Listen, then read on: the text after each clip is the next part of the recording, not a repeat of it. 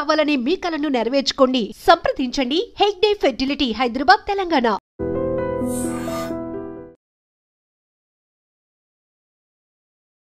నమస్తే, welcome to I dream inside politics with కవిత.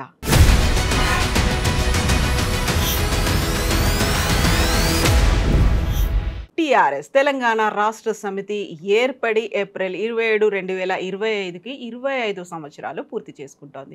ఈ 25 ఏళ్ల ప్రస్థానంలో టీఆర్ఎస్ సాధించినటువంటి విజయాలేంటి, ఇక్కడి నుంచి భవిష్యత్ కార్యాచరణ ఎలా ఉండబోతుంది, యాక్చువల్గా టీఆర్ఎస్ సంబరాల, బీఆర్ఎస్ చేసుకున్నటువంటి సంబరాల అనేటువంటి ఒక అనుమానం, ఒక డౌట్ కూడా వినిపిస్తున్నప్పటికీ కేసీఆర్ ఎలాంటి దిశానిర్దేశం చేయబోతున్నారు, యాక్చువల్గా ఈ బహిరంగ సభ నుంచి ఏం ఎక్స్పెక్ట్ చేయొచ్చు. మనతో పాటుగా ఉన్నారు పొలిటికల్ అనలిస్ట్ ప్రకాష్ గారు. ప్రకాష్ గారు నమస్కారం అండి. సో యూజువల్గానే వచ్చే ఒక ప్రైమరీ డౌట్, టీఆర్ఎస్ ఏర్పాటు చేసుకుంటున్నటువంటి బహిరంగ సభల, బీఆర్ఎస్ వేడుకల ఏంటి అసలు, యాక్చువల్గా ఏం జరగబోతోంది వరంగల్లో? ఇప్పుడు మీ పేరు కవిత, మీరు ఈ పేరు వద్దనుకొని ఒక గెజెట్ పబ్లికేషన్ ద్వారా ఇంకొక పేరు పెట్టుకుంటారు. మనిషి అయితే మీరే కదా, నేనే ఉంటా. పేరు మారినంత మాత్రాన మీ బర్త్డే మారుతుందా, లేకుంటే మీ బర్త్డే సంబరాలు మార్చుకుంటారా? అసాధ్యం కాదు కదా. కాబట్టి టీఆర్ఎస్ కూడా అంతే. టీఆర్ఎస్ అనేది ఒక పార్టీ, ఆ పార్టీ పేరు మార్చుకున్నంత మాత్రాన ఆవిర్భావ దినం మారదు, దాని వయస్సు మారదు. కాబట్టి ఇంకో బర్త్డే ఉండదు దానికి. కాకపోతే దిశానిర్దేశం అనేది ఉంటుంది, ఏ గమ్యంకు వెళ్ళాలి, ఏ లక్ష్యంతో పనిచేయాలని. ఇప్పుడు ఉద్యమ పార్టీ, రాజకీయ పార్టీ, ఆ తర్వాత జాతీయ పార్టీ, ఇప్పుడు ఏంటి అనేది ఒక క్వశ్చన్ మార్క్ అక్కడ కనిపిస్తుంది కదా ప్రస్థానంలో. ఈ మజిలీని ఎట్లా చూస్తారు మీరు? అంటే ఉద్యమ పార్టీగా మొదలయ్యి తెలంగాణ రాష్ట్ర సమితి పేరుతో స్టార్ట్ అయ్యి భారత రాష్ట్ర సమితిగా ఎదిగింది అది. అయితే ఎదుగుదలలో కొన్ని డిఫెక్ట్స్ వచ్చాయి, మ్యానుఫ్యాక్చరింగ్ డిఫెక్ట్స్. భారత రాష్ట్ర సమితిగా పేరు ఆ రోజుల్లో ఉన్న పరిస్థితుల్లో దేశవ్యాప్తంగా మనం విస్తరించాలి, భారతదేశ నైసర్గిక భౌగోళిక పరిస్థితులను బాగా కేసీఆర్ గారు అధ్యయనం చేశారు. 5-6 నెలలు చేసి మన అవసరం దేశం మొత్తం ఉంది, తెలంగాణను మనము ప్రజల ఆకాంక్షలకు అనుగుణంగా తీర్చిదిద్దగలిగాము.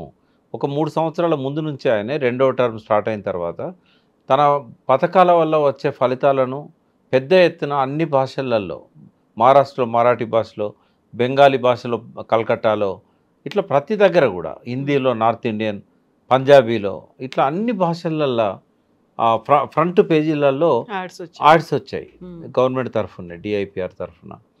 ఆయన ఏమనుకున్నాడంటే, నా గురించి దేశమంతా కూడా పాజిటివ్ టాక్ ఉంది కాబట్టి నేను భారతదేశ వ్యాప్తంగా విస్తరిస్తే ఒక 3వ జాతీయ పార్టీ కాగలుగుతా. ఎందుకంటే ఇప్పుడు అన్నీ దెబ్బతిన్నాయి. ఒక అరవింద్ కేజ్రీవాలే కొద్దిగా పక్కకు పోయి పంజాబ్లో అధికారంలోకి రాగలిగాడు. అది కూడా కొంత ఇన్స్పిరేషన్ కావచ్చు కేసీఆర్ గారికి. ఎందుకంటే మహారాష్ట్ర నుంచి ఈ రైతు బంధు కోసం మా ఊళ్ళను తెలంగాణలో కలపండి అని చెప్పి ఒక నినాదం మొదలైంది, ధర్నాలు మొదలైనవి, బస్సులు వేసుకొని వచ్చారు, మీరు రండి మహారాష్ట్రకు అని చెప్పి. పక్కనున్న వాళ్ళు మహారాష్ట్రలో అద్భుతం జరుగుతుంది, మనం పోతే అధికారం వస్తుంది మనకని, పంజాబ్లో కదా అరవింద్ కేజ్రీవాల్కి వచ్చినట్టుగా మనకు కూడా బాగుంటుంది, ఇంకో రాష్ట్రం మనకు తోడవుతుంది, జాతీయ పార్టీ చేయాలనే ఒక ఆకాంక్ష. కానీ తొందరపాటని నాకు ఇప్పుడు అనిపించేది. ఆ రోజుల్లో ఏంటంటే నేను మాట్లాడుకున్న సందర్భాలు లేవు, కనీసము దీని మీద మీ ఒపీనియన్ ఎందుకని కూడా ఎవరు అడగలేదు బీఆర్ఎస్ నుంచి. సరే అప్పుడు అనుకున్నాం మంచే కదా, అన్నీ వాళ్ళు ఏదో ప్రయత్నాలు చేస్తున్నారు, కొంత ఉండొచ్చు, లేకుండా ఎందుకు పెడతారు జాతీయ పార్టీ, ఆంధ్రలో కానీ పక్కనున్న రాష్ట్రాల్లో కానీ కొంత చేసుకొని ఉంటారు గ్రౌండ్ వర్క్ అని అనుకున్నాం. కానీ వాస్తవంగా ఏ గ్రౌండ్ వర్క్ చేయకుండా ఒక్క మహారాష్ట్రలో వచ్చిన స్పందనను పట్టుకొని భారత రాష్ట్ర సమితిని పెట్టేశాడు. అది ఇప్పుడు అనుభవంలో తేలింది ఏంటంటే తప్పుడు నిర్ణయం అని. ఆ తర్వాత ఎలక్షన్స్ రిజల్ట్స్ వచ్చిన తర్వాత ఒక్కసారి కూడా ఇటు అస్సాం కావచ్చు, ఆంధ్రప్రదేశ్ కావచ్చు, మీరు అన్నట్టుగా మహారాష్ట్ర, ఎక్కడి నుంచి కూడా అక్కడ ప్రతినిధులు, అక్కడ ఉన్నటువంటి అధ్యక్షులు వచ్చి మాట్లాడలేదు, ఈయన కూడా వెళ్ళి వాళ్ళని కలవలేదు కదా. అంటే వాళ్ళు ఎన్నోసార్లు ఫోన్లు చేశారని చెప్పారు. నేను కూడా మహారాష్ట్రలో ఉన్న ఈ బీఆర్ఎస్ టీం లీడర్లతో సంబంధం ఉండే నాకు, ఎందుకంటే అప్పుడు మీటింగ్స్ పెట్టినప్పుడు నేను పోయినాను పరిశీలించుదామని. తర్వాత నేను జాతీయ ఈ నదుల మీద నేను అధ్యక్షునిగా ఉన్నా కాబట్టి ఫ్రీక్వెంట్గా నేను మహారాష్ట్ర అన్ని రాష్ట్రాలు తిరుగుతూ ఉంటాను. అయితే వాళ్ళు నాకు ఫోన్లు చేసి కంప్లైంట్ చేశారు, సార్ ఎలక్షన్ రిజల్ట్స్ వచ్చి ఓడిపోయిన తర్వాత మా ఫోన్లు ఎవరు ఎత్తట్లేదు, మరి మేము ఉండాలన్నా, మేము పోవాలన్నా, మాకు కనీసం ఒక డైరెక్షన్ కూడా ఇస్తలేరు. అది పెద్ద తప్పమ్మా. ఇప్పుడు భారత రాష్ట్ర సమితిగా కొనసాగాలనుకుంటే వాళ్ళకు ఇక్కడ ఓడిపోయిన మరుక్షణం మహారాష్ట్ర పోయి కూర్చోవాల్సి ఉండే, అక్కడ ఎలక్షన్లకు సన్నద్ధం చేయాల్సి ఉండే, అవును. టికెట్లు ఇవ్వాల్సి ఉండే. చాలామంది నమ్మి వచ్చారు కదా, అదేం చేయకపోగా వాళ్ళకు డైరెక్షన్ ఇవ్వకపోతే మొత్తం అందరు మళ్ళీ వేరు పార్టీలలో వీళ్ళు పోటీలు చేశారు. కొందరు డిపాజిట్లు వచ్చినాయి, కొందరికి రాలేదు. సో ఎటు కాకుండా అనాథలు అయిపోయారు వాళ్ళు. అది అది ఆ రకమైన ప్రవర్తన అది ఉంది టీఆర్ఎస్లో మొదటి నుంచి కూడా. మహారాష్ట్రలో నాకు గుర్తున్నంత వరకు స్థానిక సంస్థల ఎన్నికల్లో పార్టిసిపేట్ చేశారు. ఒక గ్రామానికి సర్పంచ్ కూడా టీఆర్ఎస్ తరఫున వచ్చారు అనేది ఇప్పుడు చాలా ఘనంగా చెప్పుకున్నారు. అదొక వార్త. కానీ మంచి పునాది పడ్డదమ్మా. కేసీఆర్ గారు మామూలుగా చేయలే. ఇటు సాంగ్లీ పోయాడు, అటు ఔరంగాబాద్ పోయాడు, నాందేడు, ఇటు పక్కన మళ్ళీ నాగపూర్ పోయాడు. అంటే ఆడ కొన్నారు కదా, ఆఫీసులు కొన్నారు. అవును. అయితే కంటిన్యూ చేయాల్సి ఉండే. కనీసం మహారాష్ట్ర వరకైనా వీళ్ళని మళ్ళీ నిలబెట్టి వాళ్ళకు కొంత ఫండింగ్ ఇచ్చి అధికారికంగానే నిలబెట్టుకోవాల్సి ఉండే. బహుశా ఎప్పుడైతే ఆ ఓటమి వచ్చిందో, జనరల్గా ఓటమి వచ్చిన తర్వాత సమీక్ష చేయడం అనేది కేసీఆర్లో ఉండదు, ఆయన ఆలోచనలలో అది ఉండదు. ఆయనకాయనే అనుకుంటాడు కారణాలు ఏంటని, దగ్గర వాళ్ళతో మాట్లాడుకుంటాడు, ఎంక్వైరీ చేయండి అని తెలుసుకోమని చెప్తాడు, ఇంకా దాన్ని వదిలేస్తాడు అంతటితోని. సో అది ఆ రకంగా మహారాష్ట్ర అనాథైపోయింది. ఇంకా తర్వాత కాలంలో ఆయన ఎక్కువగా విస్తరించడానికి చేసిన ప్రయత్నాలు ఏమీ లేవు. జాతీయ స్థాయిలో ఆయన ఒకవేళ ఎంపీగా తనే పోటీ చేసి గెలిచి, ఇది సిద్దిపేట నియోజకవర్గం నుంచి వెంకటరామరెడ్డి టికెట్ ఇచ్చే బదులు ఆయనే పోటీ చేసి గెలిచి ఎమ్మెల్యేకి రిజైన్ చేసి ఉంటే, ప్రతిపక్ష నాయకత్వం మన కేటీఆర్ గారికి ఇచ్చి ఉంటే డెఫినెట్గా ఏంటంటే మళ్ళీ దేశవ్యాప్తంగా ఆయన ఉన్న వాక్చాతుర్యము, దేశవ్యాప్తంగా ఉన్న పరిస్థితుల పట్ల ఆయనకున్న అవగాహన, ఆయన ఒక జాతీయ నాయకునిగా ఎదిగేవాడు. బట్ రాష్ట్రంలో అధికారం కోల్పోయినప్పుడు లాలూ ప్రసాద్ కానీ, మమతా బెనర్జీ కానీ, మన మాయావతి కానీ, మమత కానీ, తర్వాత ములాయం సింగ్ యాదవ్ కానీ, వాళ్ళందరూ పార్లమెంట్కి వచ్చి పార్లమెంట్ ద్వారా మళ్ళీ వాళ్ళ ప్రతిభను చాటుకున్నారు. బట్ అది తీసుకోలేదు కేసీఆర్ గారు. నేను కూడా ఎన్నోసార్లు మీడియాలో చెప్పాను, ఆయన అసెంబ్లీలో ఉండొద్దు, రేవంత్ రెడ్డి అసెంబ్లీలో, ఆయన పార్లమెంట్కి పోవాలి, జాతీయ నాయకుడు కావాలని చెప్పాం. బట్ ఎందుకో ఆయన విముఖత చూపెట్టిండు. గెలిచేవాడు, ఆయన నిలబడితే ఖచ్చితంగా గెలిచేవాడు. ఇప్పటికి కూడా జాతీయ నాయకుడు అవ్వాలి అనేది ఉందా? ఒకప్పుడు ప్రధానమంత్రి క్యాండిడేట్గా ప్రొజెక్ట్ అయ్యారు, అలాంటి నినాదాలు, ప్రచారాలు ఇవన్నీ కూడా జరిగాయి. ఆ తర్వాత ఇక్కడ తెలంగాణలో ఏవైతే అమల్లో ఉన్నటువంటి పథకాలు ఉన్నాయో వీటిని రోల్ మోడల్గా తీసుకుందాం, దేశవ్యాప్తంగా ప్రవేశపెడదాం. రైతు బంధు కావచ్చు, దళిత బంధు కావచ్చు, ఆ తర్వాత ఇక్కడ అందిస్తున్నటువంటి విద్యుత్తు కావచ్చు, ఇలా రెప్పపాట్లో కూడా పోదు, ఇదంతా ప్రతి చోట కావాలి, రైతులకు మనం ఫ్రెండ్లీగా ఉండాలి, ఇలాంటి అట్మాస్ఫియర్ అక్కడ దేశవ్యాప్తంగా క్రియేట్ చేస్తామని అంత పెద్ద ఎత్తున ప్రచారాలు బహిరంగ సభల్లో చెప్పిన తర్వాత ఒక్కసారి సైలెంట్గా అయిపోయారు. అదే ఒక్క ఓటమితో నిరుత్సాహపడకూడదు. బట్ ఆయన స్వభావం అది, మనం ఏం చేస్తాం. ఆయన చాలాసార్లు ఆటుపోట్లకు గురైనప్పుడు కూడా ఇటువంటి పరిస్థితే. ఆయన తెలంగాణలో 2008లో ఉప ఎన్నికల్లో 9 మంది ఎమ్మెల్యేలు, 2 ఎంపీలు ఓడిపోగానే అధ్యక్ష పదవికి రాజీనామా చేశాడు. 2-3 రోజులు పట్టింది మళ్ళీ ఆయనను జయశంకర్ లాంటి వాళ్ళు, హరీష్, కేటీఆర్ వీళ్ళంతా ఇంకెవరికి ఇచ్చినా మళ్ళీ ఇది నడవదు, తెలంగాణ రాదు, మీరే ఉండాలి అని మాలాంటి వాళ్ళని కూడా అప్పీల్ చేశాం. బట్ ఆయన లోపల అది ఉంది కొంచెం, ఆ రకమైన ఆలోచనలు వస్తుంటాయి ఆయనకు. ఇంకా మళ్ళీ నాకు తెలిసి ఇవాళ మనం మాట్లాడుకుంటే కనుక జాతీయ స్థాయిలో ఆయన నాయకత్వం అవసరం అనే దానిలో నాకు ఎటువంటి సందేహం లేదు. సమకాలీన భారతదేశ రాజకీయాల్లో ప్రజల పట్ల ప్రేమ కావచ్చు, సమస్యల పట్ల ఒక అవగాహన కావచ్చు, పరిష్కార మార్గాల పట్ల ఒక దృష్టి కావచ్చు, ఆయనకున్నట్టు ఎవ్వరికీ లేదు. మోడీకి లేదు, రాహుల్ గాంధీకి లేదు, ఇంకెవరికి లేదు. ఆయన అవసరం చాలా ఉందనే సరే భారత రాష్ట్ర సమితి పెడుతున్నాడని సంతోషంగా అందరం కూడా దాన్ని సమర్థించినాం. అది కొనసాగించే పరిస్థితి ఆయన కనబడలేదు. ఇప్పుడు వెనక్కి తగ్గారు. కనీసం జాతీయ స్థాయిలో గొంతు అన్న వినిపించాలి. ఇప్పుడు ఏం చేస్తారు? ఇప్పుడు ఎంపీలు కూడా లేరు, ఉన్నటువంటి రాజ్యసభలో 3-4 ఉన్నారు, అంతకు మించి అక్కడ వాయిస్ అనేది వినిపిస్తుంది. మీరు చెప్పినట్టుగా డిఫరెంట్ రాష్ట్రాల్లో ప్రాంతీయ పార్టీలు ఉన్నారు, వాటికి అధ్యక్షులు ఉన్నారు, చాలా బలంగా వాయిస్ వినిపిస్తున్నారు, పోరాడుతున్నారు. టీఆర్ఎస్ జాతీయ స్థాయిలో పోరాటం చేస్తుందా అంటే? జాతీయ స్థాయిలో పోరాటం చేయడానికి లోక్సభలో ఎవరూ లేరు. లోక్సభ వాయిసే ప్రధానంగా వస్తుంది మనకు. అవును, రాజ్యసభలో ఉన్నారు, వాళ్ళు మాట్లాడుతున్నారు, సమస్యల మీద మాట్లాడుతున్నారు, వాళ్ళకు అవకాశం కూడా ఇస్తున్నారు. నిన్న చూడండి మీరు, ఒక్క ఎమ్మెల్యే ఉన్న మజ్లిస్ అతన్నేమో అఖిలపక్షాన్ని పిలిచారు, 4 రాజ్యసభ మెంబర్స్ ఉన్న టీఆర్ఎస్ను పిలవలేదు. దీనిలో అఖిలపక్షం పిలిచినప్పుడు 5 ఉన్న పార్టీకి అవకాశం ఇస్తారు. 4 ఉన్నారు కదా, మరి ఓవైసీకి ఎందుకు ఇచ్చినట్టు, వాళ్ళకి ఎందుకు ఇవ్వనట్టు? సరే పక్కకు పెట్టేస్తున్నారు వాళ్ళు. అక్కడ ముస్లిం వాయిస్ కావాలి అనుకున్నారేమో. అట్లా చూడొద్దు కదా, పార్టీ అన్నప్పుడు పార్టీ. మరి ఆయన పిలిచినప్పుడు వాళ్ళని కూడా పిలవాల్సి ఉండే. వాళ్ళు ఏమన్నా వ్యతిరేకిస్తానులా? బ్లాంక్ చెక్ ఇచ్చారు. మోడీ గారు తీసుకునే ఏ చర్యనైనా మేము సమర్థిస్తాం, అఖిలపక్షంలో నిర్ణయం అయ్యే ఏ అంశాన్నైనా మేము సమర్థిస్తామని చెప్పారు. అంటే పిలవాల్సి ఉండే మర్యాద కోసం. కొన్ని రూల్స్ అప్పుడప్పుడు ఎట్లయితే ఓవైసీ కోసం ఎగ్జామ్ చేశారో బీఆర్ఎస్ కోసం కూడా చేయాల్సి ఉండే. ఇప్పటికైనా అమ్మ రేపు రాజ్యసభకి ఏమన్నా, ఇప్పుడు సురేష్ రెడ్డి గారిది అయిపోతున్నది, అట్లాంటి అవకాశం వచ్చినప్పుడు కేసీఆర్ గారు ఖచ్చితంగా రాజ్యసభ ద్వారానైనా జాతీయ స్థాయికి వెళ్ళాలి. ఈ రోజు తిట్లు తినుకుంటా రేవంత్ రెడ్డి అసెంబ్లీలో ఉండాల్సిన అవసరం లేదు కేసీఆర్ గారికి. ఇప్పుడు అలాంటి అనౌన్స్మెంట్ కానీ కనీసం అలాంటి ఆలోచన ఏదైనా చేస్తున్నారా? నేను మళ్ళీ జాతీయ రాజకీయాల్లోకి వెళ్ళాలి, ఢిల్లీ ఆయనే కాదు, చక్రం తిప్పకపోయినా పర్లేదు, అందరినీ వాయిస్ ఉండాలి కదా, వాయిస్ ఉండాలి కదా. అటువంటిది ఏం కనబడతలేదు. మెదక్లోనే ఆయన మన సిద్దిపేట నుంచే వెంకటరామరెడ్డి బదులు ఆయనే ఉంటే కనుక అవకాశం వచ్చేది. ఇప్పటికైనా రాజ్యసభ పోవడం మంచిదని నాలాంటి వాడి అభిప్రాయం. రెండవది, ఇప్పుడు సభలో చాలామంది చాలా ఎక్స్పెక్ట్ చేస్తున్నారు. అయితే టీఆర్ఎస్కు కలిగే ప్రయోజనం ఏంది అనే దాని మీద మాట్లాడదాం. సరే, నేనైతే టీఆర్ఎస్ అనే చెప్తుంటా, అది బీఆర్ఎస్ అయినా కూడా ఎప్పుడు కూడా నాకు మీరు ఆ వ్యవస్థాపక దాంట్లో మెంబర్గా ఉన్నారు, బీఆర్ఎస్ దాంట్లో మీ ప్రాతినిధ్యం పెద్దగా లేదు కాబట్టి జీరో. అయితే టీఆర్ఎస్ బీఆర్ఎస్ అయినా ఇవాళ ఈ సభ వాళ్ళకి చాలా అవసరం. ఎందుకు అవసరము అని అంటే, పార్లమెంట్ ఎలక్షన్లో 0 అయింది, ఓట్ల శాతం కూడా 15 పడిపోయింది, పర్ఫార్మెన్స్ కూడా బాగాలేదు అస్సలు. కాబట్టి పార్టీ లేదిగా, కేసీఆర్ది ఏం నడవదు, రేవంత్ రెడ్డి అన్నట్టుగా ఇంకా తుడిచి పెడతాను, అడుగుజాడలు దుడిపేస్తాను, అది కేసీఆర్ అనేవాడికి ఇంకా భవిష్యత్తు లేదు, ఇట్లాంటి మాటలు చాలా విన్నాం మనం. బట్ అది తప్పు అనేది ఈ సమాజానికి ఒక సందేశం ఈ సభ ద్వారా ఇవ్వబోతున్నారు. ఒకటి, జన ప్రదర్శన. నేను ఖచ్చితంగా నమ్ముతున్నా, గతంలో పెద్ద బహిరంగ సభలన్నీ నేను చూశాను 25 సంవత్సరాల్లో. అన్నిటికంటే ఇది గొప్పగా ఉంటుందని నేను నమ్ముతున్నా. ఆ ఏర్పాట్లు కూడా అట్లాగే ఉన్నాయి.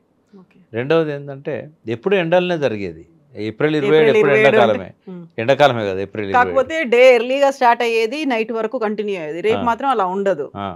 రేపు 6 o'clock స్టార్ట్ అవుతుంది, 8 o'clock కల్లా ఎవరు మాట్లాడరమ్మా. కళాకారులు పాటలు పాడతారు. ఆయన వచ్చే ముందు ఆ జిల్లా, వరంగల్ జిల్లాలో పెడుతున్నాం కాబట్టి జిల్లా అధ్యక్షులు ఎవరన్నా ఉంటే ఆయన ఒక్కడు మాట్లాడతాడు, ఆయన పిలుస్తాడు, 2 నిమిషాలు మాట్లాడి ఆయన పిలుస్తాడు, ఆయనకు మైక్ ఇచ్చేస్తారు. కాబట్టి ఇంకెవరు మాట్లాడరు, మూడో వ్యక్తి మాట్లాడాడు. 2-3 గంటల నుంచి రసమయ్య బాలకృష్ణ టీం అంతా పాటలు పాడుతూ ఉంటుంది. మళ్ళీ ఒకసారి ఎండ దెబ్బ గురించి వాళ్ళు ఆలోచించకుండా వాళ్ళ ఆలోచనలను పాటల దిక్కు మలుపుకుంటాడు కొంతవరకు. బట్ జనం అయితే వస్తారు. 4 వరకు 5 వరకు పలచపలచగా ఉన్నా కూడా 6 వరకు మొత్తం 1200 ఎకరాలు నిండిపోతుంది. ఏం అనుమానం లేదు, 10 లక్షల కంటే ఎక్కువే వస్తారు తప్ప తక్కువ రారు. ఏది కౌంట్ 10 లక్షలు వస్తే దాన్ని 25 లక్షలని కూడా చెప్పవచ్చు, ఏముండదు దానికి. కాబట్టి రేపు సభ బాగా సక్సెస్ అవుతుంది. ఒక ఇతర పార్టీలకు ఒక మెసేజ్ కూడా పోతుంది. గోడ దునకాలనుకున్న వాళ్ళు ఇటు దిక్కే దునుకుతారు, ఇక అటు దునకరు. గోడ మీద ఉన్న వాళ్ళు ఎవరన్నా ఉంటే ఇటు దునుకుతారు. తర్వాత అటు పోయిన వాళ్ళు కూడా ఇంకా లాభం లేదు, మన భవిష్యత్తు టీఆర్ఎస్తోనే ఉంటే బాగుంటుందని చెప్పి కృష్ణమోహన్ రెడ్డి గారు స్టేట్మెంట్ ఇచ్చినట్టు, నేను ఇక్కడనే ఉన్నా, నేను అక్కడ లేను అని చెప్పుకుంటారు. పార్లమెంట్లో కూడా రిటర్న్గా, అక్కడ సుప్రీంకోర్టులో కూడా రిటర్న్గా ఇస్తారు, మేము టీఆర్ఎస్లోనే ఉన్నాము కాబట్టి మా మీద చర్యలు తీసుకోవాల్సిన అవసరం లేదు అని. సో ఇట్లాంటివన్నీ జరుగుతూ ఉంటాయమ్మా. కాబట్టి ఇది ఈ టైంలో టీఆర్ఎస్కు ఈ బల ప్రదర్శన అవసరం. ఇక కేసీఆర్ గారు మీడియా దాదాపు 1 year నుంచి మీడియాలో లేరు. వారు వాళ్ళ చాలా విషయాలు చెప్పాల్సినవి ఉన్నాయి. వారి ఉపన్యాసం కూడా ఫస్ట్ వరంగల్ రుద్రమదేవికి, కాళోజీకి, జయశంకర్కు, వీళ్ళందరితో మొదలవుతుంది. అది మొదలైన తర్వాత ఈ ఫెయిల్యూర్స్ దీని గురించి చెప్పడానికి ముందు ఏం చేస్తారంటే, గతంలో తెలంగాణ ఎట్లుండే సమైక్య రాష్ట్రంలో, ఎండిన పొలాలు, తర్వాత నీళ్ళు లేకపోవడం, పంటలు ఎండిపోవడం, ఆత్మహత్యలు రైతులై, వాటి గురించి మాట్లాడితే నక్సలైట్ అని చంపేయడం, ఎన్కౌంటర్స్, రక్తసిక్తమైన తెలంగాణ ఇదంతా. అంతకంటే ముందు భూస్వామ్య తెలంగాణ, రాచరిక పాలనలో ఎట్లా మగ్గిపోయింది, ఇవి చెప్పుకుంటూ వచ్చేసి ఏం చేస్తారంటే ఇప్పుడున్న పరిస్థితిలోకి ల్యాండ్ అవుతాడు. నేను ఇంత చక్కగా చేశాను, ఇన్ని పథకాలు పెట్టాను, మీరు ఆశపడ్డారు 15,000కు, ఆ 10,000 కూడా వస్తలేవు రైతు బంధు, రుణమాఫీకి ఆశపడ్డారు, నేను చేయగలిగిన అందరికీ, వీళ్ళు చేయలేకపోయినలు. ఇక అక్కడ నుంచి స్టార్ట్ చేసి ఒక్కొక్క పథకం ఎట్లా వైఫల్యం చెందింది, ఆశ పెట్టి ఎట్లా మోసం చేశాడు రేవంత్ రెడ్డి. కాబట్టి అప్రమత్తంగా ఉండాలి, ఇటువంటి ఇక ముందు జరగకుండా చూడాలి. శ్రీరామ రక్ష టీఆర్ఎస్ఏ, నేను లేకపోతే ఆ కాళేశ్వరం మళ్ళీ రాదు, ఆ మేడిగడ్డ గట్టరు, ఇట్లాంటివన్నీ వస్తాయి. బహిరంగ సభలో కేసీఆర్ మాట్లాడాలి, ఆయన బయటికి రావాలి అని అయితే ఎంతగా ఎక్స్పెక్ట్ చేశారో, వస్తారు, మాట్లాడతారు. మాట్లాడిన తర్వాత కేసీఆర్ అదే ఊపిని కంటిన్యూ చేస్తారా, మళ్ళీ ప్రజల్లో కలుస్తూ ఉంటారా, తిరుగుతారా, రెగ్యులర్గా వాళ్ళతో ఇంటరాక్ట్ అవుతారా, టచ్లో ఉంటారా, ఇలాంటివన్నీ కూడా కార్యకర్తలు ఎక్స్పెక్ట్ చేస్తూ ఉంటారు కదా. ఏప్రిల్ 27 ఆ రోజు బహిరంగ సభ మాట్లాడారు, వెళ్ళిపోయారు, మళ్ళీ ఫామ్ హౌస్కు పరిమితమయ్యారు. దీన్ని యాక్సెప్ట్ చేయరు కదా మళ్ళీ. నాకు తెలిసి ఇంత ముందులాగా ఉండడం ఆయన ఖచ్చితంగా జిల్లాల పర్యటనలు పెట్టుకుంటాడు. అసెంబ్లీలో కూర్చోకపోవచ్చు, అవసరం కూడా లేదు వాస్తవంగా చెప్పాలంటే. అసెంబ్లీలో ప్రతిపక్ష నాయకుని ఉన్నా కూడా హాజరు కోసం అప్పుడప్పుడు వచ్చి సంతకాలు పెట్టిపోతాడు తప్ప అక్కడేం కూర్చోడు. అక్కడంతా నడిపించేది కేటీఆర్ గారు, ఇతర ఎమ్మెల్యేలే ఉంటారు. ఇక్కడ మాత్రం ఖచ్చితంగా ఏంటంటే ప్రజల మధ్య ఆయన పోవడానికి కొన్ని అవకాశాలు క్రియేట్ చేసుకుంటాడు. క్రియేట్ చేసుకొని పోయినప్పుడు అక్కడ నాయకులను కలుస్తాడు, అక్కడ ప్రజలను కలుస్తాడు, తన మీద ఉన్న అపవాదం తొలగించుకుంటాడు. తన ఫామ్ హౌస్ని ఇక మనం ఫామ్ హౌస్ అనాల్సిన అవసరం లేదు, ఎందుకంటే ఆయన ఇల్లే అది. ఇప్పుడు ఆయన వేరే ఇల్లు లేదు. నందినగర్లో ఉన్న చిన్న ఇల్లు, చిన్న సందు, సెక్యూరిటీ ల్యాబ్సెస్ ఉంటాయి ఆడ. ఆ ఇంటికి ఎవరైనా వచ్చినా కూర్చోబెట్టే పరిస్థితి ఉండదు. కేటీఆర్ గారు ఎవరు తన అవసరమైన వాళ్ళని కాసేపు పిలుచుకొని మాట్లాడుతుంటాడు. కాబట్టి ఆయన విశాలమైన స్థలము ఆ ఇల్లే. ఇంకా అది కూడా సిటీ కలిసిపోతూ ఉంది. ఇప్పుడు అది ఏపాడు దూరంలో ఉంది. గంట సేపట్లో ఆయన సికింద్రాబాద్కు బంజారాహిల్స్ రాగలుగుతాడు, గంట బావులో. కాబట్టి అదే ఇక ఆయన ఫామ్ హౌస్ అయినా అదే. ఇంకోటి ఏంటంటే మానసికంగా ఒత్తిడి ఉన్న వాళ్ళకి ఎవరికైనా కొంత ఆహ్లాదకరమైన పరిస్థితి ఉండాలి. సిటీలో అటువంటి పరిస్థితి ఉండదు. ఎక్కడ చూసినా కూడా పంటలు, చెట్లు, అక్కడ పశువులు, తర్వాత మనుషులు, ఫామ్లో పనిచేసే వాళ్ళు, ఇదంతా కూడా ఒక మనిషికి ఆహ్లాదాన్ని ఇచ్చేది. రెండవది ఆయనకి ఇష్టమైన ప్రొఫెషన్ అది. కాబట్టి ఆయన అక్కడ ఉండడమే శ్రేయస్కరం. ఆయన ఆరోగ్యానికైనా ఒక మంచి డిసిషన్ తీసుకోవాలంటే కూడా, మైండ్ బ్యాలెన్స్ ఉండాలంటే కూడా అది అవసరం అన్నట్టు. ఆ రకమైన పరిస్థితులు ఉండాల్సిన అవసరం ఉంది. కాబట్టి ఫామ్ హౌస్లో ఉంటాడని బ్లేమ్ చేయాల్సిన అవసరం లేదు. ప్రతిపక్ష నాయకుడైనా ముఖ్యమంత్రి అయినా ఎక్కడున్నా వాళ్ళ బాధ్యత వాళ్ళకు ఉంటుంది. ఆయన బయటికి రాకపోయినా వీళ్ళతో నడిపిస్తూ ఉంటారు. ఇప్పుడు ప్రశాంతత, ఆహ్లాదకరమైనటువంటి వాతావరణం, వీటన్నిటితో పాటుగా కేసీఆర్ రెజ్యూనేట్ అయ్యారా లేదా అనేది కూడా వస్తుంది కదా. సో అలాంటి కేసీఆర్, గతంలో కనిపించినటువంటి కేసీఆర్ మళ్ళీ కనిపించబోతున్నారా? యాక్చువల్గా ఎక్స్పెక్ట్ చేసేది ఇదే కదా. అదే ఎక్స్పెక్ట్ చేస్తారు. సరే, నాయకుల కంటే ఆయన అప్పుడప్పుడు కలుస్తాడు, మాట్లాడతాడు. కానీ ప్రజల్లో కొన్ని సందేహాలు ఉంటాయి. అప్పట్లానే ఉన్నాడా, ఆయన ఆరోగ్యం బాగుందా, వీళ్ళందరూ అంటున్నట్టు టీఆర్ఎస్ లేదా, ఆయన ముఖంలో ఆ సంతోషం ఉందా, ఇవన్నీ ప్రజల్లో ఉంటాయి. వాటికి సమాధానంగా రేపు ఆయన స్టేజ్ మీదకి వచ్చి ఆయన ఎంత ఉత్సాహంగా మాట్లాడుతున్నాడు, ఆయన లోపల ఎంత ఎమోషన్ ఉంది, పంచులు వస్తాయా అని మీరు వెళ్తున్నారా? నాకు వచ్చిందమ్మా పాస్. మొన్న మీతో మాట్లాడేటప్పుడు నేనేమన్నా అంటే నేను చెప్పాను, ఏమో ఇప్పుడు మేము గుర్తుంటామో లేదో, ఎందుకంటే ఉద్యమ కాలం నాటి వాళ్ళం కదా, ఈ బీఆర్ఎస్ పెట్టినాడు కూడా మమ్మల్ని విలువలేదని కూడా చెప్పాను నేను. బట్ వాళ్ళే ఆఫీస్ ఇన్ఛార్జ్ ఎవరైతే ఉన్నారో మాజీ రాజ్యసభ సభ్యులు చంద్రశేఖర్ రెడ్డి గారు, ఆయన నాకు రాత్రి ఫోన్ చేశారు. పాస్ కూడా నా చేతికి వచ్చింది, కార్ పాస్తో సహా వచ్చింది. నాకు ఎటువంటి ఆక్షేపణ లేదు. ఒక అబ్జర్వర్గా నేను ఆ సభలో ఉంటాను. నేను అడిగా, మరి నేను పార్టీ ఫ్రేమ్లో లేను కదా, మీరు నేను డాష్ మీద రావచ్చా అని అడిగా. అంటే తెలంగాణ తెచ్చిన వ్యక్తులుగా మిమ్మల్ని మేము గౌరవించుకుంటాము, మొదటి నుంచి ఆ వాదంతో ఉండి తీసుకురావడంలో మీరు పార్టీ ఆవిర్భావంలో ఉన్నారు కాబట్టి చాలా కాలం దానికోసం పనిచేస్తున్నారు, ఇప్పటికి పనిచేస్తున్నారు. కాబట్టి పార్టీలో ఉన్న వాళ్ళే కాదు కదా, మీలాంటి వాళ్ళు కూడా మాకు అవసరము అని చెప్పి ఆయన చెప్పారు. కాబట్టి నాకు ఎటువంటి ఇది లేదు, నేను ఖచ్చితంగా వెళ్తాను. కేసీఆర్ గారిని కూడా డాష్ మీద కలుస్తాను. సో సామాన్య కార్యకర్తలు, టీఆర్ఎస్లో ముందు నుంచి ఉన్న వాళ్ళు ఏదైతే కోరుకుంటున్నారో కేసీఆర్ నుంచి, అదే మీరు కూడా కోరుకుంటున్నారు కదా. నేను ఒకటి చెప్పనా అమ్మ, కేసీఆర్ గారి ఊపిరి ఉన్నంత వరకు కూడా ఆయనకి ఈక్వల్గా ఉండే ఒక ముఖ్యమంత్రిని మనం చూడలేము. Okay, is a creator. పడి లేచిన కడలి తరంగం ఆయనే. ఒక కవి అంటాడు కదా, పడ్డందుకు కాదు నా అభినందన, లేచినందుకు అని. ఎన్ని ఆటుపోట్లను ఎదుర్కొన్నాడు. ఆ సమయంలో మేమంతా ఎమ్మడే ఉన్నాం కదా. ఆయనకున్న ప్రేమ కానీ, మమకారం కానీ ప్రజల పట్ల, ఈ ప్రాంతం పట్ల, ఆయన అసంపూర్తిగా వదిలేసిన లక్ష్యాలు పూర్తి కావాలన్నా కూడా ఆయనే ఉండాలి. మళ్ళీ ఒకసారి ఆయన మళ్ళీ అధికారంలోకి వచ్చాడనుకోండి, ఖచ్చితంగా ఆకాంక్షలు ఏవైతే ఇప్పుడు పూర్తిగా తెలంగాణ ఆకాంక్షలు నెరవేరలేదని చెప్పి విమర్శలు వస్తున్నాయో వాటికి ఖచ్చితంగా ఆయన పరిష్కారం చేయగలుగుతాడు.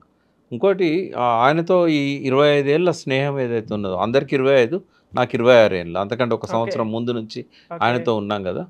ఖచ్చితంగా ఆయనకు ఆల్టర్నేటివ్ ఎవరు లేరు.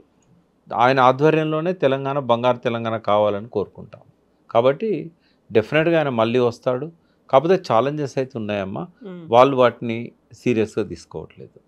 ఛాలెంజెస్ రెండు వైపుల నుంచి ఉంటాయి. ఒకటి, ప్రజల లోపల 2 సార్లు ఈయనకి వేసినాం, ఓసారి కాంగ్రెస్కి వేసినాం, ఇంకోసారి బీజేపీకి వేద్దాం అనే ఆలోచనలు ఉంటాయి.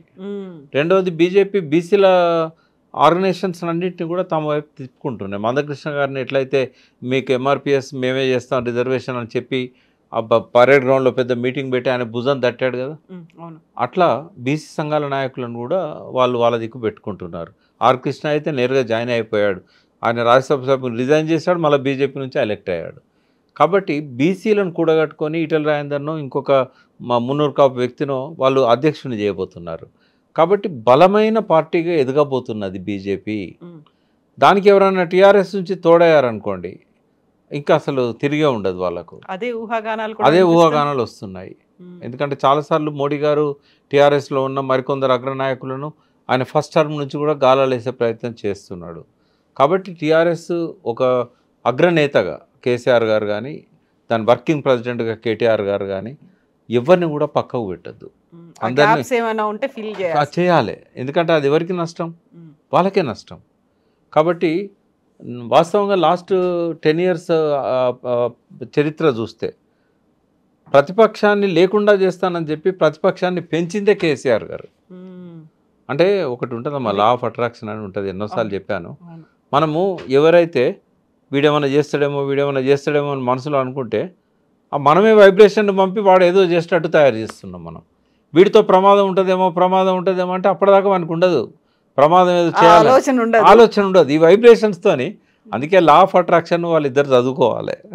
ఎందుకంటే లా ఆఫ్ అట్రాక్షన్ అనేది చాలా డేంజర్ అమ్మా. అది నెగిటివ్ కావచ్చు. మనం ప్రమాదం జరుగుద్దేమో అంటే జరుగుతుంది, ప్రమాదం జరగవద్దు అనుకుంటే జరగదు.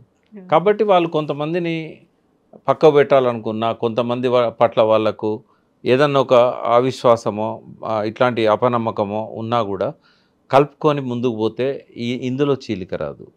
రెండవది, బీసీలను కూడా వాళ్ళకు ఎజెండా ఇవ్వాలి. ఇది సందర్భం కాదు ఈ సభ, కానీ రాబోయే రోజుల్లో చెప్పాల్సిన అవసరం. గతంలో 2003లో BC agenda, SC agenda, SC ఎస్టీల ఎజెండా, దళిత ఎజెండా, ఆ సంబంధిత కులాలలో ఉన్న మేధావులను వాళ్ళని పిలిచి కూర్చోబెట్టి 2 పాలసీలు తయారు చేశారు. సో ఇప్పుడు అవసరం ఉంది. ఇప్పుడు అన్ని కులాలకు వాళ్ళ మేమెంతో మాకంతా అనే ఒక నినాదం ఉంది కదా, ఆ నినాదం ప్రకారంగా మేము ఏమిస్తాం. కేవలం స్కాలర్షిప్లు లేకుంటే ఫైనాన్స్ కార్పొరేషన్ పెట్టి ఆటోలు కొనిస్తాం, షాపులు పెడితే ఇది కాదు వాళ్ళు కోరుకుంటున్నది. ఎవరికి వాళ్ళు ఇంకా ఎక్కువ ఎక్స్పెక్ట్ చేస్తారు. మాలాంటి వాళ్ళని కూర్చోబెట్టుకుంటే చాలా విషయాలు చెప్తాం. ఎజెండా ఎట్లుండాలి, దళిత ఎజెండా ఎట్లుండాలి, బీసీ ఎజెండా ఎట్లుండాలి. ఎందుకంటే గ్రౌండ్ నుంచి అందరితో సంబంధాలు ఉన్న వ్యక్తులుగా వాళ్ళు ఏం కోరుకుంటున్నారో మాకు తెలుస్తుంది. వాళ్ళు ఆయన దగ్గర పోలేరు, చెప్పలేరు. మధ్యలో ఉన్న వాళ్ళకి అవసరం లేదు, వాళ్ళు పట్టించుకోరు. టికెట్ ఇస్తే దాన్ని మేము గెలుస్తాం అనుకుంటారు, లేకుంటే మా దగ్గర నోట్లోనే మేము గెలుస్తామని అనుకుంటారు. కానీ ఆ కన్సర్న్ ఉద్యమంలో పాల్గొన్న నాకు ఉంటుంది, నిరంజన్ రెడ్డికి ఉంటుంది, కేటీఆర్కి ఉంటుంది, కవితకు ఉంటుంది, జగదీశ్వర్ రెడ్డికి ఉంటుంది, ఆ పార్టీలో మొదటి నుంచి ఉద్యమంలో ఉన్న వాళ్ళకు బాలక సుమన్కి ఉంటుంది, దాదర్ కిషోర్కి ఉంటుంది. ఆ మమకారం, ఆ ప్రేమ, ఆ ఉద్యమంతో మాతో పాటు కలిసి వచ్చిన వాళ్ళకు ఉంటుంది. కాబట్టి మాలాంటి వాళ్ళను కూర్చోబెట్టుకొని తెలంగాణకి ఇంకేం చేయాలి, ఎందుకు అసంతృప్తి ఉంది హరగోపాల్ గారికి, కోదండరామ్ గారికి, వీళ్ళందరికీ ఎందుకు అసంతృప్తి ఉంది? మొన్న మీటింగ్లో చెప్పారు మా ఆకాంక్షలు నెరవేరలేదు అని. ఎందుకు నెరవేరలేదు? బి నరసింహారావు గారు గర్వించదగ్గ బిడ్డ తెలంగాణకు. ఆయన ఎందుకు ప్రజాస్వామ్యం లేదన్నాడు 9.5 yearsలో. ఎన్కౌంటర్స్ లేవు, ఒకటే ఎన్కౌంటర్, అది కూడా కేసీఆర్ భారతదేశంలో లేనప్పుడు జరిగింది, వచ్చినాక ఆపేశాడు. మరి 9 ఏళ్ళు ఒక్క ఎన్కౌంటర్, బూడక ఎన్కౌంటర్ లేదు, రియల్ ఎన్కౌంటర్ లేదు, మరి ఎందుకు ప్రజాస్వామ్యం లేదన్నాడు ఆయనే. ఇట్లాంటివన్నీ కూడా చర్చించి ఒక అద్భుతమైన పాలనను అందించాలని అనుకుంటాం. అయితే బీజేపీ నుంచి వచ్చే ప్రమాదాన్ని నివారించాలంటే ఈ ఎజెండాలన్నీ ఓ సంవత్సరం లోపు తయారు కావాలి, అందరికీ అందాలి, మేము సిద్ధమని ప్రకటించాలి. ఇప్పుడు ఒక చూచాయగా దానికి సంబంధించిన ఒక ప్రకటన ఖచ్చితంగా ఆయన స్పీచ్లో రావాలి. ఎవరికి వాళ్లకు మేమెంతో మాకంతా అనే బీసీలలో ఒక ఆవేదన ఉంది, కులగణన సరిగా జరగలేదు, మేమున్నాం, మేము మళ్ళీ వచ్చినప్పుడు తప్పకుండా లోటుపాట్లను సవరించుకుంటాం, మంచి పాలన, సుపరిపాలనను మీకు అందిస్తామనే ఒక సందేశాన్ని మాత్రం ఇవ్వాల్సిన అవసరం ఉంటుంది. ఎస్ ప్రకాష్ గారు, thank you Thank so you. Much అండి, థ్యాంక్ యూ.